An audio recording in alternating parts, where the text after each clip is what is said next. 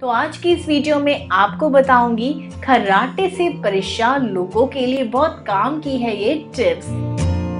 जिन लोगों को खर्राटे ज्यादा आते हैं और वे दूसरे लोगों की नींद को भी डिस्टर्ब करते हैं, तो यह वीडियो आपको जरूर देखनी चाहिए कि जिससे आप अपने खर्राटों पर कंट्रोल कर सकते हैं।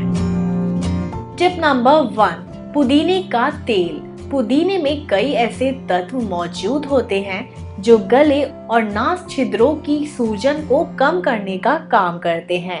इससे सांस लेना आसान हो जाता है। सोने से पहले पेपरमिंट ऑयल की कुछ बूंदों को पानी में डालकर उससे गरारे कर लें। इस उपाय को कुछ दिन तक करते रहें, इससे आपको फर्क सामने आने लगेगा।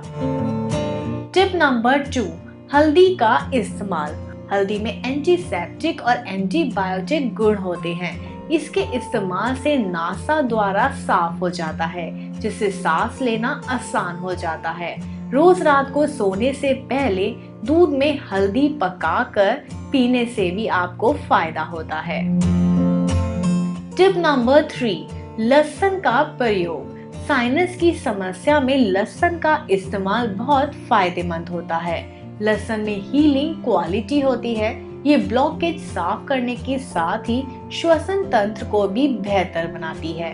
अच्छी और चैन की नींद के लिए लहसुन का इस्तेमाल बहुत फायदेमंद है। टिप नंबर 4, ऑलिव ऑयल भी है फायदेमंद। ऑलिव ऑयल एक बहुत कारगर घरेलू उपाय है। इसमें एंटी इन्फ्लेमेटरी गुण होते हैं। ये श्वसन तंत्र की प्रक्रिया को सुचारू बनाए रखने में बहुत ही फायदेमंद होता है। टिप नंबर 5, इलायची भी है कारगर। इलायची श्वसन तंत्र को खोलने का काम करती है। इससे सांस लेने की प्रक्रिया सुगम होती है। सोने से पहले इलायची के कुछ दानों को गुनगुने पानी के साथ मिलाकर पीने से समस्या में राहत मिलेगी।